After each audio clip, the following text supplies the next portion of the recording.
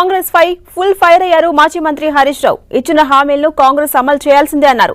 ఒకవేళ హామీలను అమలు చేయకపోతే కాంగ్రెస్ పై బీఆర్ఎస్ పోరాటం చేస్తుందని చెప్పారు. వచ్చే ఎన్నికల్లో బీఆర్ఎస్ ను గెలిపించి ఢిల్లీలో తెలంగాణ గొంతును వినిపించాలన్నారు. ప్రతిపక్షంలో ఉన్న మనం ప్రజల పక్షాన ఉందాం, ప్రజల కోసం పనిచేద్దాం. సరే, ఇలా మనకేం బాధ్యత ఇచ్చిన ప్రజలు? ప్రతిపక్షంలో ఉండేటువంటి బాధ్యత మనకు ఇచ్చారు. డెఫినెట్ గా ఈ ప్రభుత్వం ప్రజలకు ఇచ్చిన హామీలు అమలు చేసేదాకా కూడా వాళ్ళ వెంట బడుడే, ప్రజలకు ఇచ్చిన హామీలు అమలు చేసేదాకా నిలదీసుడే.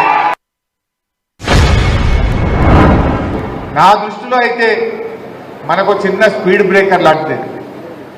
రోడ్డు మీద పోతుంటాం, స్పీడ్ బ్రేకర్ వస్తే ఏమైతుంది? బండి కొద్దిగంత స్లో అవుతుంది, దాటినాక పికప్ అవుతుందా లేదా? మనం కూడా గ్యారంటీగా పికప్ అయ్యేది మనమే, మళ్ళీ రాష్ట్రంలో ప్రభుత్వంలోకి వచ్చేది కూడా మనమే.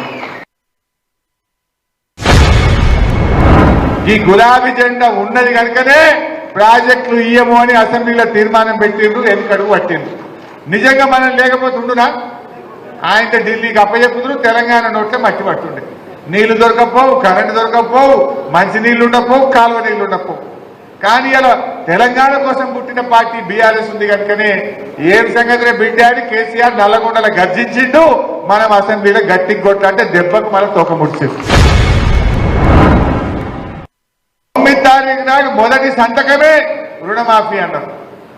ఆయన మాత్రం ఓకే లేదా, 9వ తారీఖు ప్రమాణం చేస్తా అని చెప్పినోడు 7వ తారీఖే చేసిండు, 2 రోజులు ముంగట చేసిండు. అంటే ప్రమాణ స్వీకారానికి మాత్రం తొందరపడ్డాడు, గ్యారంటీలు అమలు చేయమంటే మాత్రం ఆలస్యం చేస్తున్నాడు. కుర్చీ దక్కనీకేమో 2 రోజులు ముంగటికి వచ్చినావు, గ్యారంటీలు అమలు చేయమంటే వెనకకు పోతున్నాం.